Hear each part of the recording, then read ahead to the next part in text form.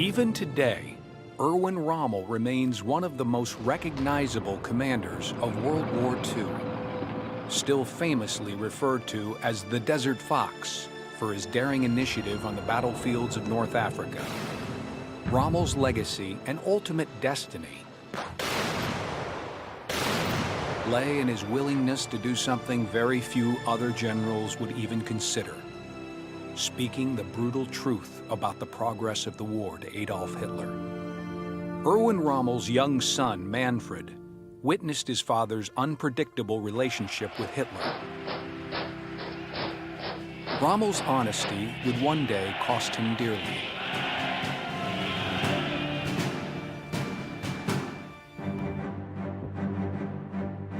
We have interrupted this program to bring you another special occasion broadcast.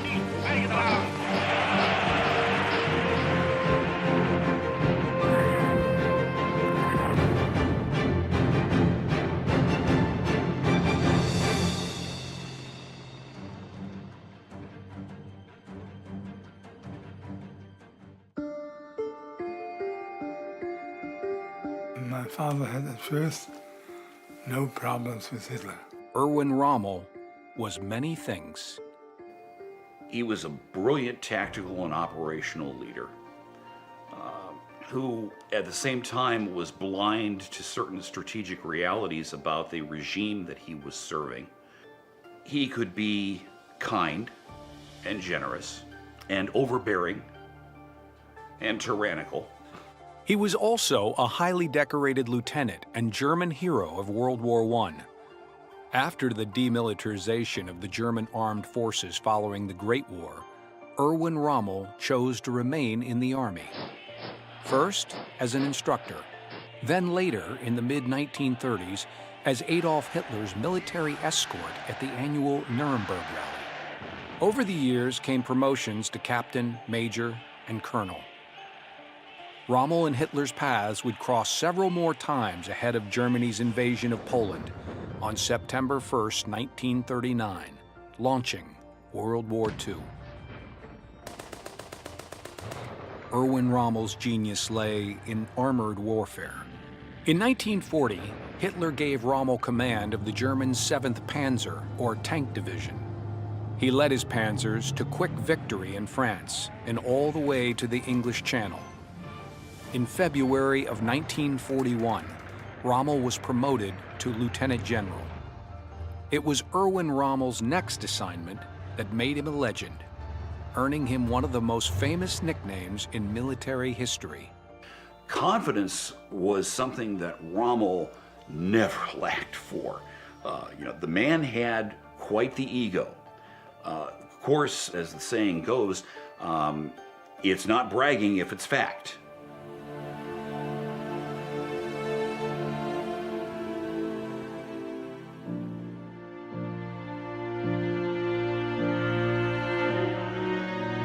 Erwin and Lucy Rommel had one child, Manfred, born in 1928.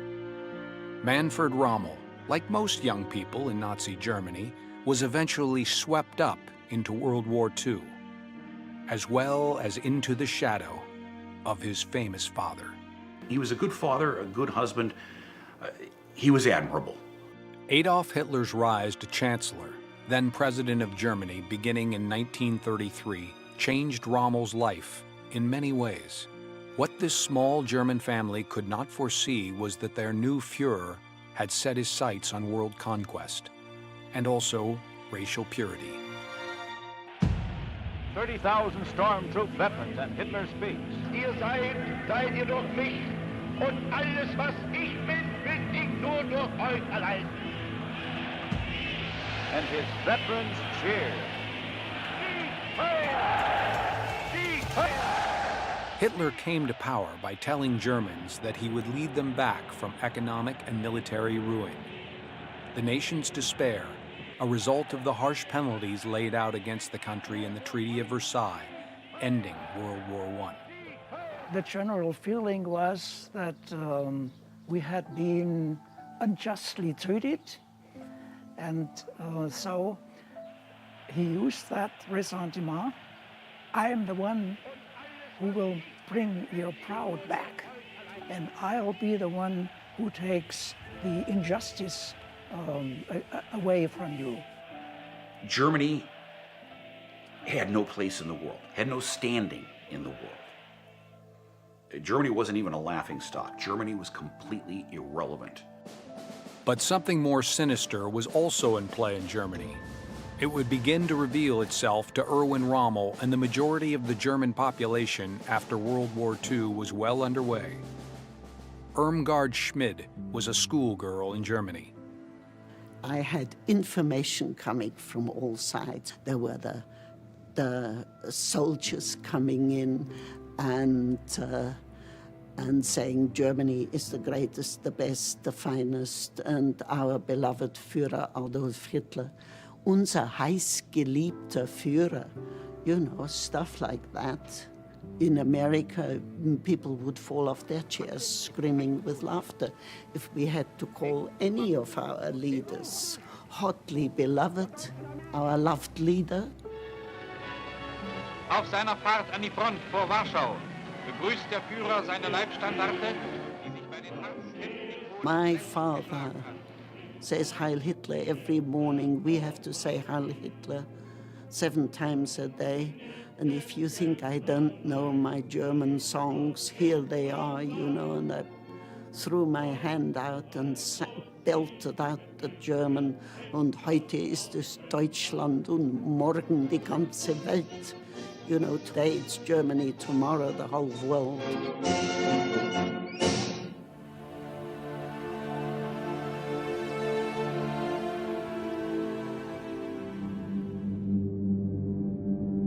In 1939, nobody wanted a war except Adolf Hitler. In early 1941, following the conquest of the majority of Western Europe, Adolf Hitler ordered his newest lieutenant general, Erwin Rommel, to go to North Africa. Rommel would be given command of 2 panzer divisions. Erwin Rommel's newly named Afrika Corps would be fighting the British in the desert. Before leaving for Africa, Rommel and Hitler met. There were no cracks in their relationship in 1941 as Rommel took over command of the Afrika Corps. That would change. Rommel's relationship with Hitler before Rommel was sent to North Africa with the Afrika Corps was very much that of a superior subordinate, in that there was no questioning on the part of Rommel of Hitler's authority. Rommel became a favorite of Hitler's. Since the very beginning, Hitler and Rommel's connection had been built on mutual experiences. Rommel was a combat soldier, just as Hitler had been in the First World War. Manfred Rommel, not yet a teenager, wondered if he would ever see his father again. The relationship between Erwin Rommel and his son, Manfred Rommel, is in many ways very much a classic father-son relationship, in that the son, the father wants the son to be one thing, to grow into this type of man, this type of individual, and the son has other ideas.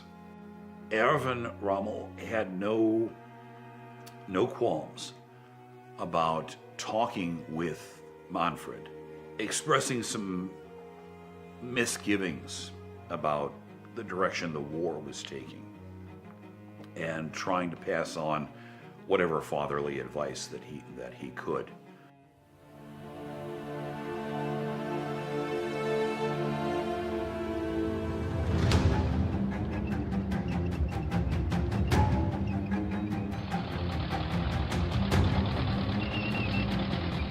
Erwin Rommel always wanted to lead. North Africa gave him yet another opportunity. He wanted a combat command. He had been a combat officer in the First World War. He'd been very good at it. He thrived on it. He wanted to get back into the action. He was also personally very brave. He believed in leading from the front.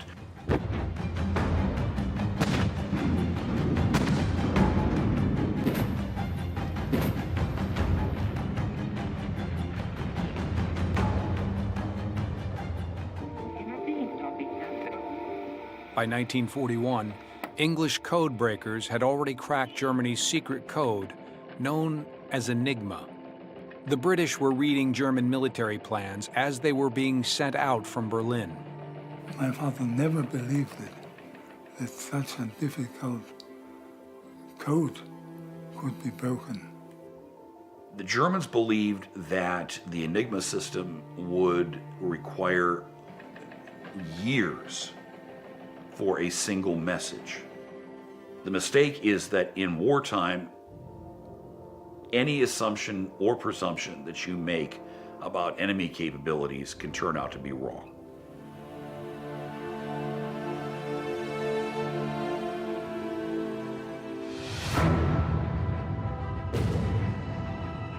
In North Africa, as was the case in France, Erwin Rommel led his German and Italian tanks and soldiers from the front lines. Seeing their commander in the thick of the fight earned Rommel great respect from his troops. And he began an attack, which brought back Libya in almost 2 weeks to the German-Italian forces. Success came quickly in North Africa. Almost immediately, Rommel began driving the British Army out of key desert strongholds throughout 1941. The early victories by an aggressive and audacious Rommel in North Africa's western desert earned him more points with Adolf Hitler. Germany's Führer felt the people back home needed to better know one of his most successful field commanders. Hitler promoted Rommel to field marshal. Nazi propaganda minister Joseph Goebbels was told to make Erwin Rommel into a hero back in the fatherland. The German propaganda minister began to mount a propaganda campaign to put and then keep Rommel's image in front of the German people. Rommel was a handsome man. It didn't hurt that he was photogenic. It didn't hurt that he was well-spoken. Rommel became the poster boy for the Wehrmacht.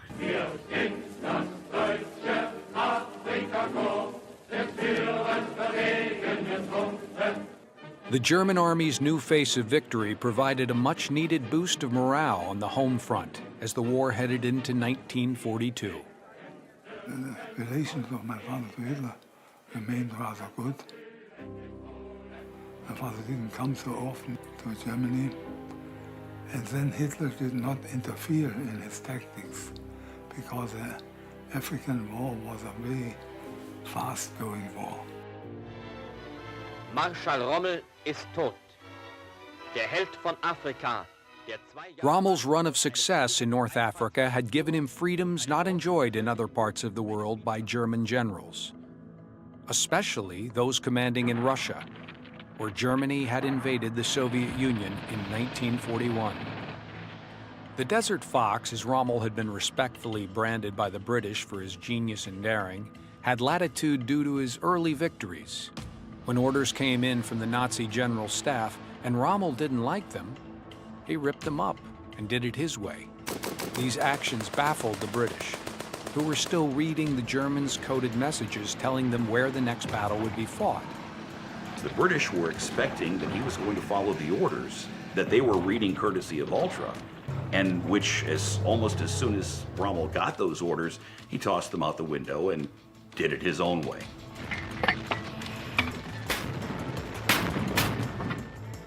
In late 1942, the fight in North Africa began to turn back in favor of the Allies.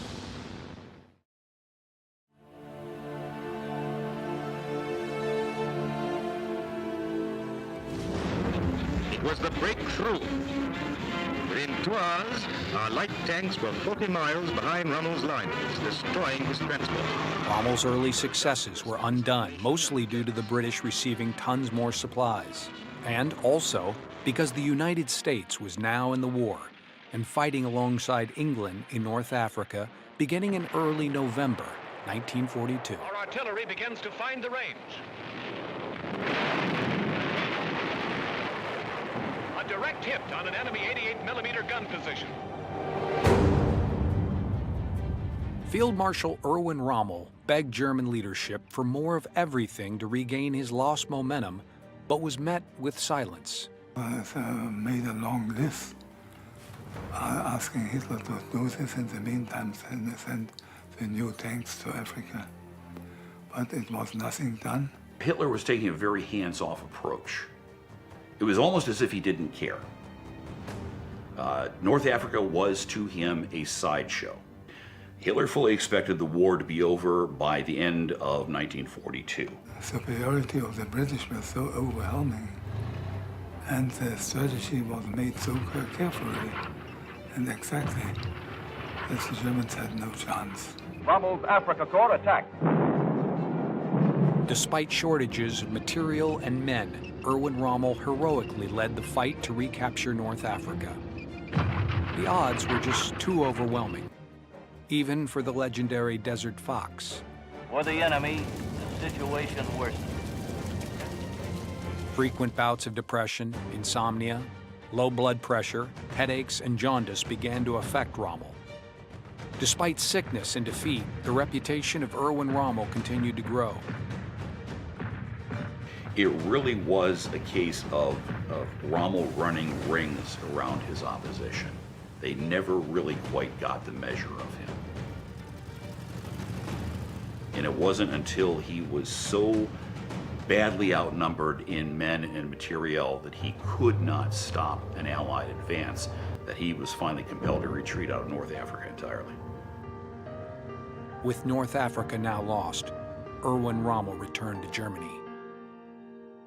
My father went to see Hitler in Rastenburg on his own initiative. And he said that we have to give up Africa. It's not more possible to do anything good under such circumstances.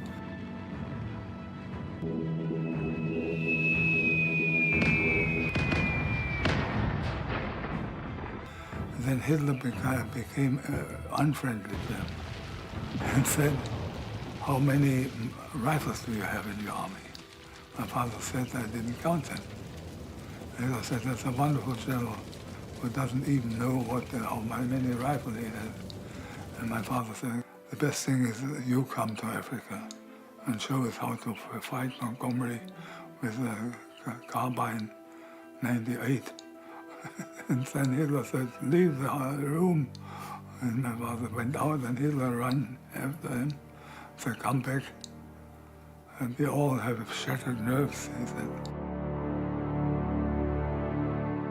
But the relationship was starting to sour. By the spring of 1943, Rommel began to feel that his troops in North Africa had been sacrificed needlessly. A sense of betrayal first began to manifest itself at this point. Whenever Rommel was in Hitler's presence, the tremendous charisma that Hitler possessed would serve to, at least temporarily, overcome the doubts that Rommel was beginning to have.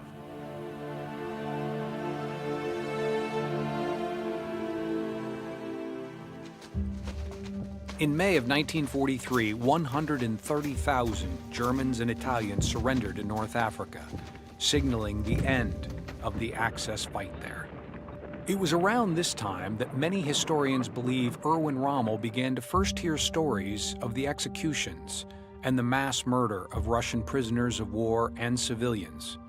It wasn't until late in 1943 when Rommel began to learn of the excesses committed by not just the SS, but by the Wehrmacht on the Eastern Front, started hearing the rumors about the concentration camps, the death camps, the final solution, that his whole attitude towards Hitler began to turn not just sour, but arguably hostile. This was the Adolf Hitler Erwin Rommel didn't know, but was beginning to perceive. Uniformed men came to our school and put up posters, inscribed posters saying, "Die Juden sind unser Unglück," meaning the Jews are a downfall. The entire huge organization to exterminate the Jews was concealed well enough so the majority of the people did not know about it. And then my father discovered not only a lot of crimes which had been made, but also said this will be a tremendous dilemma and it will be not possible to come to a reasonable peace arrangement.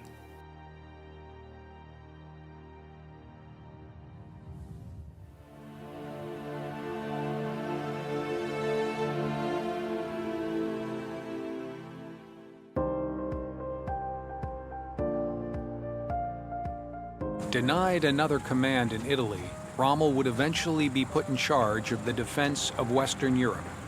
The stage was set for the final confrontation that would come between Hitler and Rommel. Before that happened, though, in February of 1943, the Germans were engaged on the Eastern Front in the Battle of Stalingrad. Russian soldier Boris Elon saw the vicious combat firsthand. Сталинград – это коренной пункт для защиты Советского Союза тогда. Потому что туда пришел даже сам Жуков. Жуков был тогда, руководил армией. Так что и мы там имели очень важный пункт. Для защиты Сталинграда были переброшены очень большие силы. Немцы бомбили день и ночь. Many historians believe this brutal winter fight was the turning point of World War II. The Germans and Axis powers suffered over 800,000 casualties. Following Stalingrad, the Russians began pushing the Germans out of the Soviet Union. Erwin Rommel and Adolf Hitler watched the results from Russia. Both knew it was only a matter of time before the Allies opened their much-anticipated Second Front in Western Europe. Because of his familiarity with the British and Americans from North Africa, Field Marshal Erwin Rommel was given command of Western Europe's defense. There, Adolf Hitler championed his so-called Atlantic Wall, fixed fortifications along the coast that supposedly stretched over 1,600 miles, from Norway to the border of Spain. Hitler believed the defensive emplacements would stop any American-British invasion of Western Europe. What Erwin Rommel found on inspection was that Hitler's Atlantic Wall existed only in the Führer's dreams. My father had a rather realistic idea of the Allied tactics and way of fighting. Rommel recognized that if the Germans were to stop an invasion in the West, they had to do it at the waterline in the first 24 hours of battle. They could not let the Allied army get ashore in Western Europe. Others disagreed with Rommel's strategy of stopping the Allies in the water. My father was not very convincing, obviously. Field Marshal von Rundstedt still believed on the big mobile battle. By the time he was given command in France in late 1943, Erwin Rommel had made up his mind about how things would ultimately end for Germany in World War II. My father was absolutely certain that Germany cannot win any war anymore. Rommel expected an Allied invasion to come somewhere along the coast of France because of its suitable landing beaches. Fortifications were strengthened and new ones built. Hundreds of thousands of mines were laid and thousands of obstacles constructed on the French coast. Bunkers and machine gun nests were put up to destroy landing craft before they hit the shoreline. Other insidious barriers would attempt to slow down soldiers at the water's edge and wreak havoc with paratroopers and gliders behind the eventual landing beaches. At least the Atlantic Wall was no longer pure fiction. Rommel moved his headquarters from Paris 40 miles closer to what he believed would be the eventual front lines on the coast of France. He would lead the defense of the West from here at La Roche-Guyon. a 12th century chateau overlooking the north bank of the River Seine. That was his plan, anyway. In the spring of 1944, logic had it that any Allied assault would come at Pas-de-Calais, the closest point between France and England, just 19 miles across the English Channel. That's what Allied leaders wanted Rommel and Hitler to think. They even thought up an ingenious plan to make it seem that way.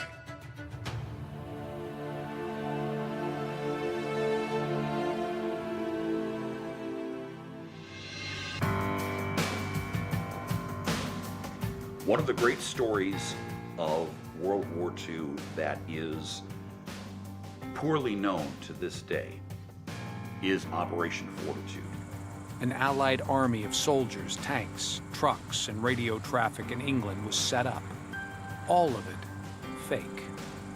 Wholly designed to point towards an Allied invasion coming at Calais, 150 miles northeast of the coast of Normandy. And the Germans had no means to find out if this is true or not true. It was, in its own way, every bit as complex and detailed and required as great a degree of precision as the Overlord landings on Normandy. The activities of the French resistance were carefully coordinated with Fortitude to, again, create the impression that the landings were going to happen in the Pas-de-Calais. Hitler was duped. If he had stayed with his original conviction of Normandy, the Normandy beaches might have been more heavily reinforced than they were. Rommel was duped just like almost every other senior German officer. Adolf Hitler believed that Erwin Rommel and the Atlantic Wall would stop the Allies wherever the invasion took place. Hitler, however, never once visited any of the fortifications on the French coast to see for himself. Rommel was like a jolt of electricity when he took over command. In reality, this was now Rommel's Atlantic Wall. And if he was going to be given command of the Atlantic Wall, he was going to turn it into an Atlantic Wall. He was going to do his damnedest to stop the Allies at the water's edge and not allow them to gain a foothold on occupied Europe.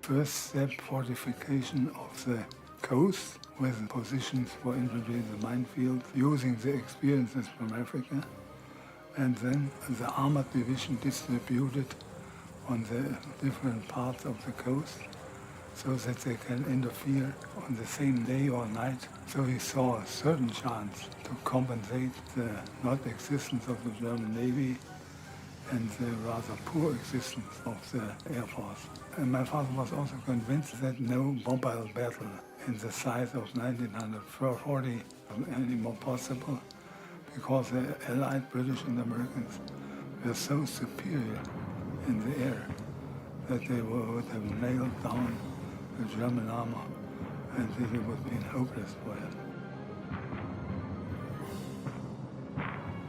The Atlantic Wall was being reinforced.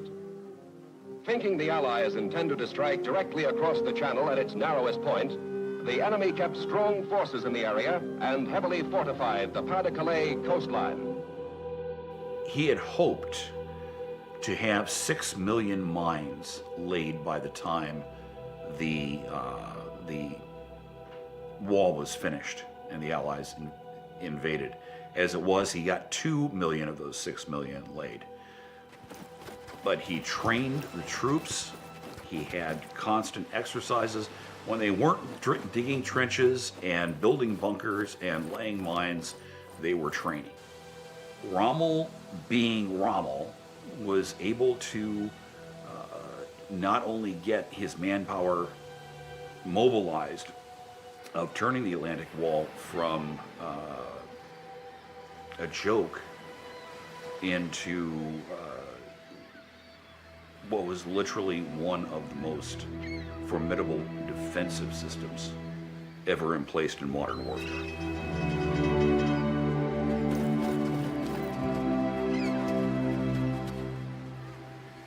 He came up with several different designs for beach obstacles, for mines, for detonation of mines and minefields, for sighting bunkers and designs of bunkers. He'd sketch out what his concept was and then hand it to his staff and tell them to make it a reality. Im Hinblick auf unsere starken Anlagen, im Hinblick auf den vorzüglichen Geist unserer Truppe, auf die neue Bewaffnung und die Kampfmittel, die uns in die Hand gegeben sind, können wir den kommenden Ereignissen mit größter Ruhe entgegensehen und brauchen uns keine Sekunde den Kopf zerbrechen, gut oder schlecht geht. Es geht bestimmt gut. Und ich glaube nicht, dass England ein zweites Mal wiederkommt, wenn hier den Versuch macht. He did a lot of fortifications himself, a lot of initiative and also imagination. He was more a manager, traveled around France and looked as his orders had been followed. The beaches had been, many of them had been very well fortified in a very short time. Field Marshal Erwin Rommel was running out of time as May turned into June of 1944. He had done all he could, including adding Germany's battle-hardened 352nd Infantry Division to the Normandy coast.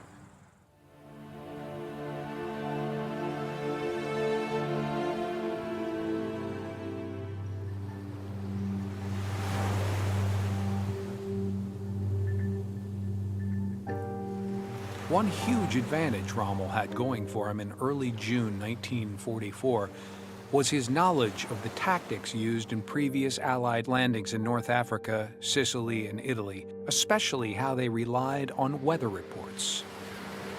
June is a particularly nasty month weather-wise in the English Channel. Holding to form, the weather in early June 1944 along the English Channel coast of France was very windy, very wet, and predictably nasty.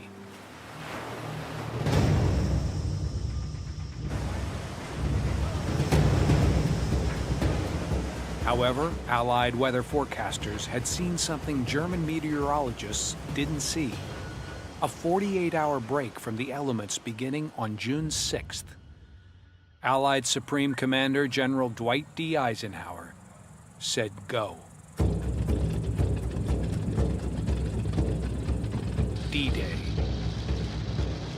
The decision to launch Operation Neptune Overlord in less than suitable conditions would stun Field Marshal Erwin Rommel.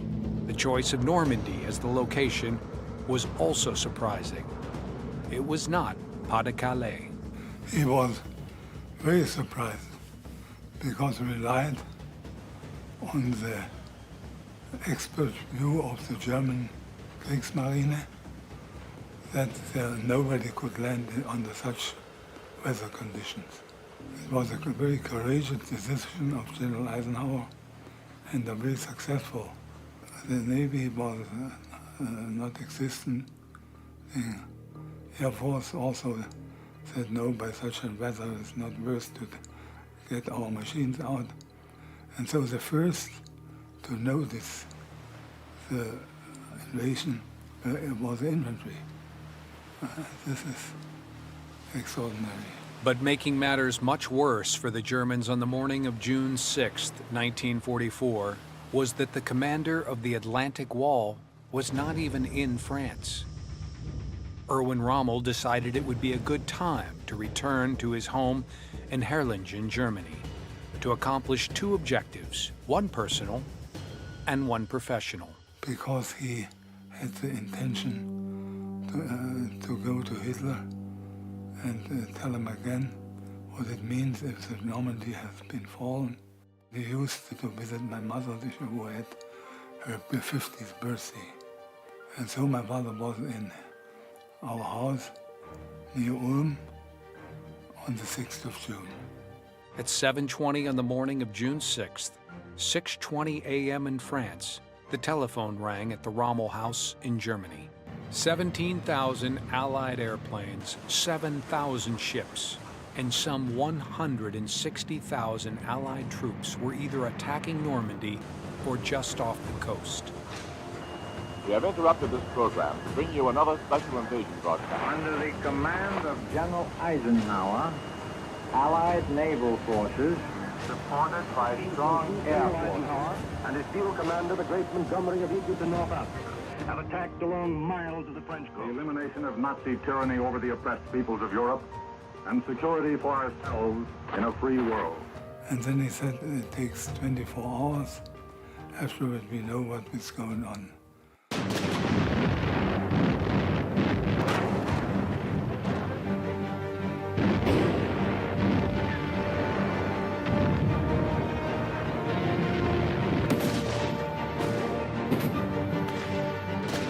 And from this was the beginning of my father's conviction that not only the war is lost, but the battle is lost. Manfred Rommel was also home on June 6th with his father. The young teenager had been called up to join the German Luftwaffe as a flak helper for an anti-aircraft gun. But I had the opportunity to see my father. So I'm one of the first German understanding that an invasion had begun.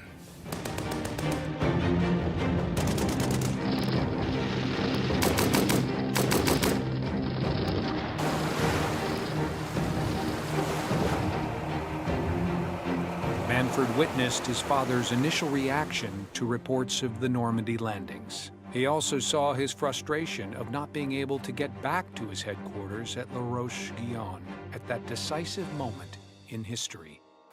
He was not pleased, not at all. He said he wished I was in France. There was still no clear picture of the situation in my father's and Rundstedt's headquarters. They still were doubtful if this really had been the landing.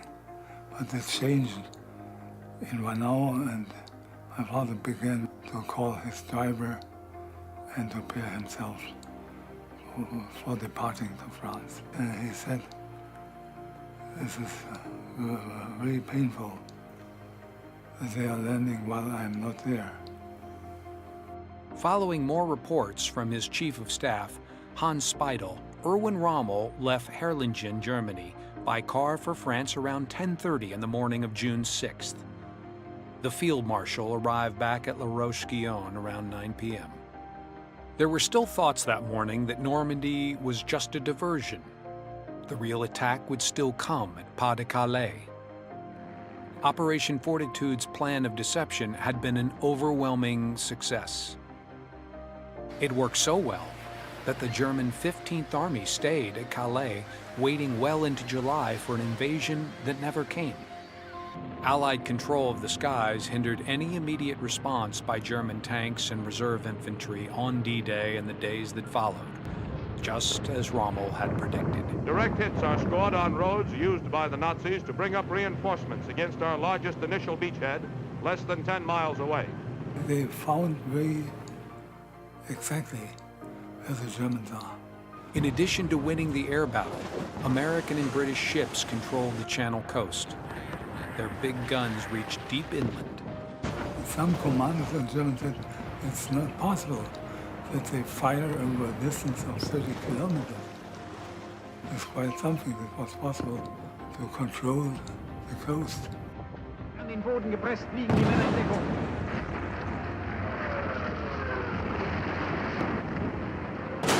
The Allies had managed to land 156,000 troops ashore and had driven an average of 4 to 6 miles inland. On June 7th, Rommel drove to Normandy to see the desperate situation for himself. My father analyzed the situation, but came back to his headquarters. Despite 10,000 casualties, the Allies had established their beachhead. A week after D-Day, Erwin Rommel knew full well the war in Western Europe was lost. Rommel's bluntness about the situation in Normandy with Adolf Hitler was not appreciated by the Führer. The two met on June 15th to discuss Normandy. My father even, he did not exclude that Hitler might give in when he sees that there is no hope. We cannot win the war. I'm sure this is not possible. We must see that. And then Hitler said to my father, I see it well, but with me nobody will make peace. And this was, many people had to discover that Hitler would more like to lead the Germans to the disaster. And it is terrifying that he was almost successful.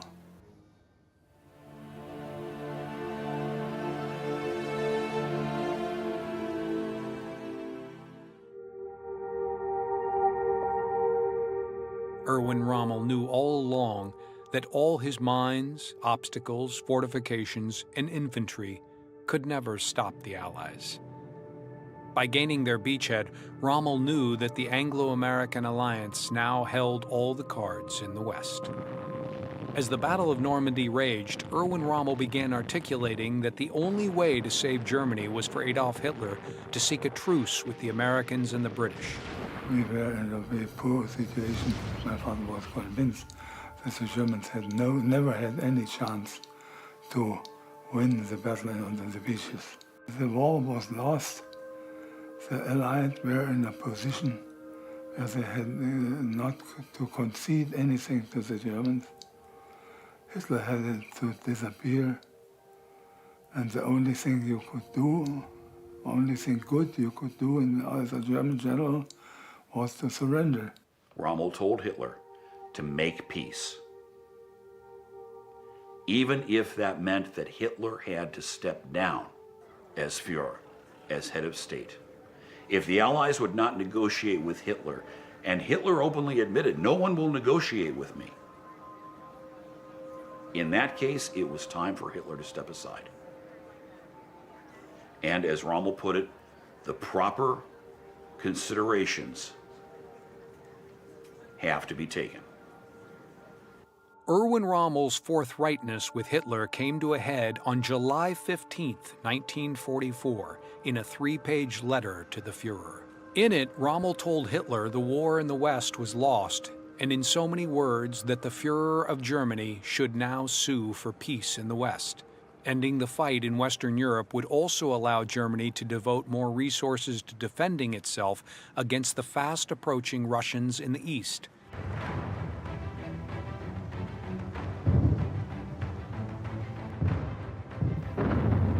The only thing that Erwin Rommel could have done, he could have done no other. He could not have remained silent and watched the Germany that he loved be destroyed in the name of a man that he had come to detest. There had been rumblings that others also wanted Adolf Hitler removed. Their goal, however, was to assassinate him. A small group was working on a plan to murder Hitler in the summer of 1944. The great majority were passive. In the Third Reich, it was not possible to tell to your friend, we should kill Hitler and make a revolution. Maybe the friend is such a patriot that he runs to the police, denounces you. Although the German resistance movement was composed of staff officers, of priests, of elite, who believed, knew that they were not falling in the hands of traitors. But in public, to talk to people, this was suicide. The war was no longer about Germany. The war had morphed into being about Adolf Hitler. And at that point, in Rommel's estimation, it certainly became evil, and Hitler became evil with it, because Hitler was no longer working for Germany's general good. He was using Germany to preserve himself. The honeymoon was long past. The time for a divorce was coming.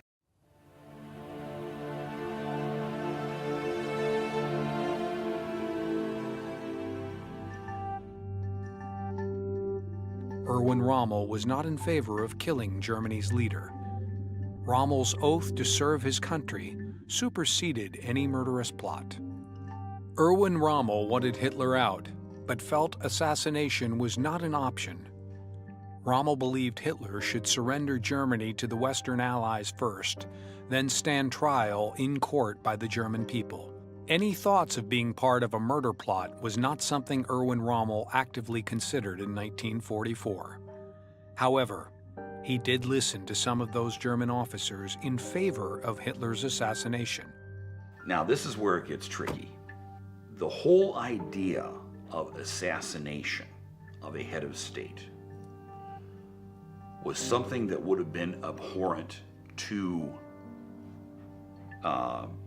Erwin Rommel, simply because it wasn't done. And by that I mean this is a patently illegal act. It's not the way Germans do things. It was treason, pure and simple, in Rommel's eyes.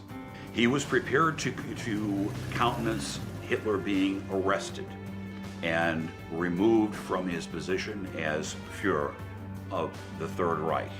He was not willing to countenance assassination. It's the difference between a legal and an illegal action.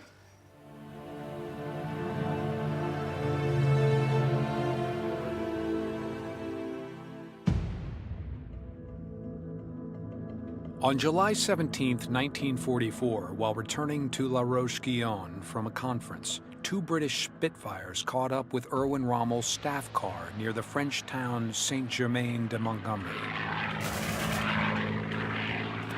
The car was forced off the road and into the ditch. In the process, Rommel, who was sitting in the front seat, was thrown against the frame of the windshield,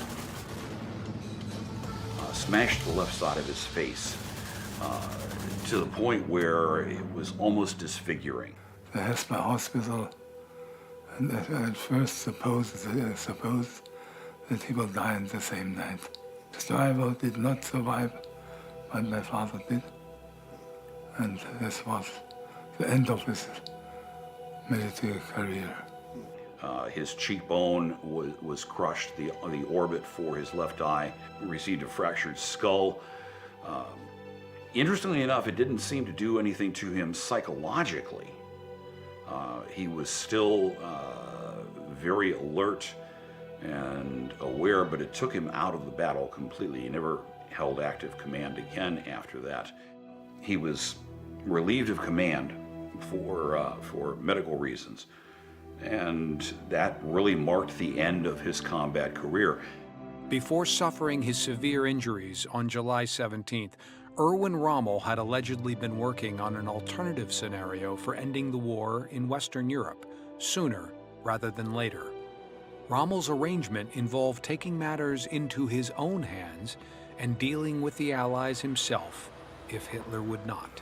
Therefore, he decided to try to render the army. But he couldn't do so because he was hit by the bullets and grenades of 2 British fighters and was out of action since July 17th. Operations Room, Hitler's headquarters, following the attempt to Führer's life. Conjecture runs high as to whether in fact he did escape at the time or succumbed later to his injuries. The planned July 20th, 1944 attempt to assassinate Adolf Hitler at the Führer's Rastenburg headquarters in East Prussia, also known as the Wolf's Lair, failed. More than 5,000 people would be tried and executed for the attempt on Adolf Hitler's life. Most were not involved in any way, but it allowed Hitler to eliminate many of those he felt were not loyal to him. One of those on his list was his once favorite field marshal. Rommel would never be allowed a public trial. Adolf Hitler would make sure of that. Rommel was guilty of speaking the truth to Hitler. It didn't matter if he was in on the plot to kill Hitler or not. Rommel committed treason in Hitler's eyes for having a defeatist attitude.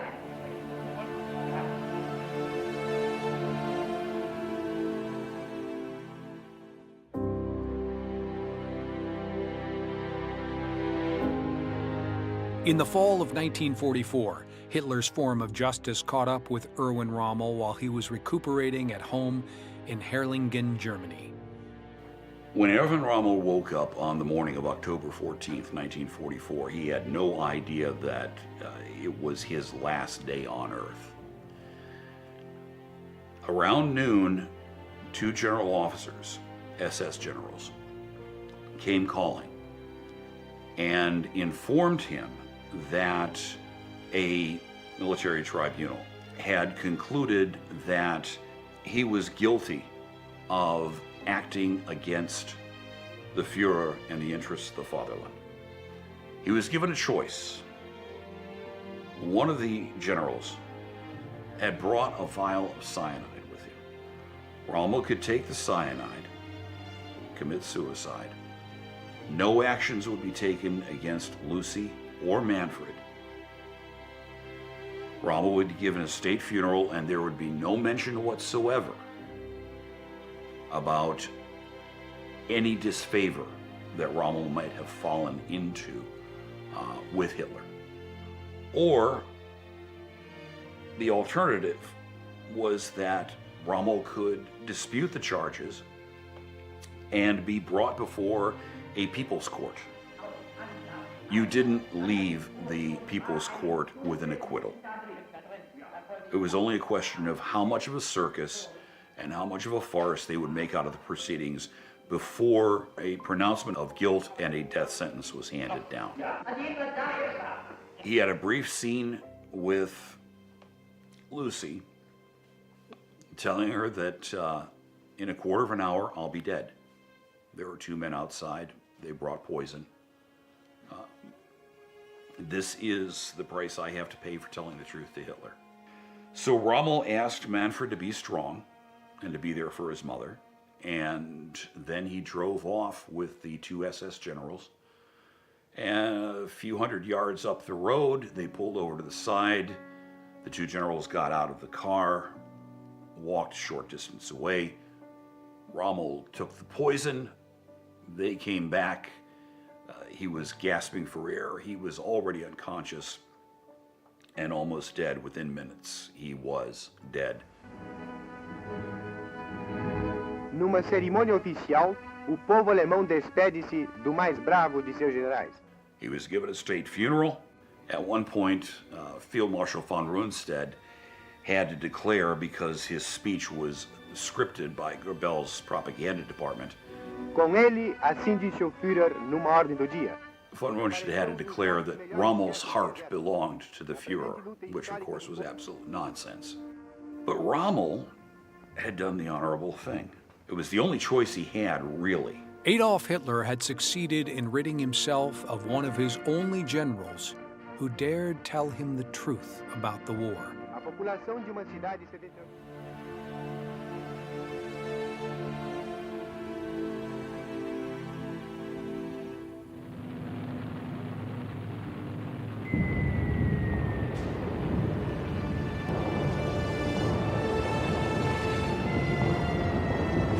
Following Rommel's death, Hitler led Germany to almost total ruin before finally committing suicide in his Berlin bunker on April 30th, 1945. By that time, millions more Germans had died unnecessarily, and the Soviet Union was set to claim half of Germany as communist property. Germany's once most celebrated field marshal had been proven right in the end. Erwin Rommel had paid for his prophetic words and brutal honesty with his life.